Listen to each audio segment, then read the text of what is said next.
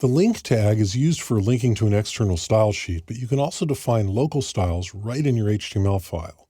Let's start by making a working copy of style.html here in the Chapter 3 folder of the exercise files. I'm going to rename this style-working.html, and I'm going to open it in my text editor here. So what we have is a simple document with some lorem ipsum down here. Lorem ipsum is random Latin text that is designed to be not distracting, to look enough like text for use in laying out documents and not enough like text to be distracting in itself. And let's go ahead and open this in the browser so we can see what it looks like. And we see this is already styled with our style sheet. Here in the document, you can see rel style sheet main.css. So let's go ahead and open main.css as well. And here's our CSS. You can see it's a very simple CSS file. This is really what I call a CSS reset. It's just setting the defaults so that my document will look the same in various different browsers on various different platforms, or as close to the same as it can.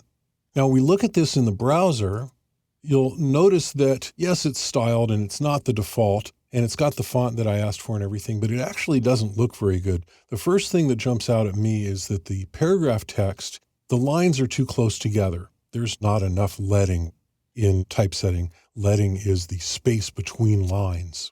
And so I want to go and fix that, but I don't want to change my main.css because I like this. It has function for me across the entire site, or across, in this case, the entire course.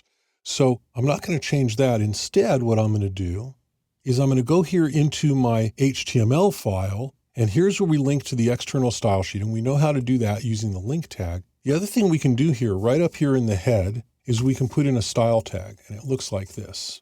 And that allows us to put a style sheet right here in the HTML document. And so the first thing I'm going to do is I'm going to say for my P elements, I want to increase the line height. And I know that I've got the line height set to 1 in my main.css, so I'm going to put 1.2.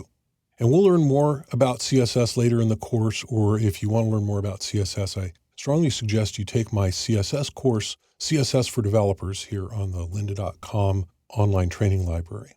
So we'll save this and we'll bring it up in the browser, and I'll reload the browser. And you see now it gave us a little bit of air there, a little bit of space in between the lines, and it actually looks a whole lot better. And I'd just like to do one more thing, make this look a little bit more bookish. I'm going to take this first line of the first paragraph, I'm going to make it all small caps, because I see that in books sometimes and I think it's cool. And so I'm just going to say p.first, first line.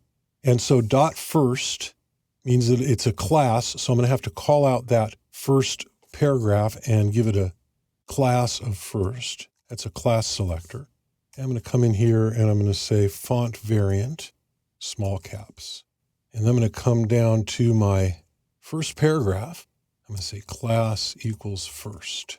So any paragraph with the class equals first, which is this dot first here, and then this pseudo selector of first line means it'll just apply to the first line of the paragraph, and it'll give it small caps. So I'm going to save that, come over here to the browser and hit reload, and you see our first line there is in small caps, caps and small caps, and then the rest of it is in mixed case like it's supposed to be.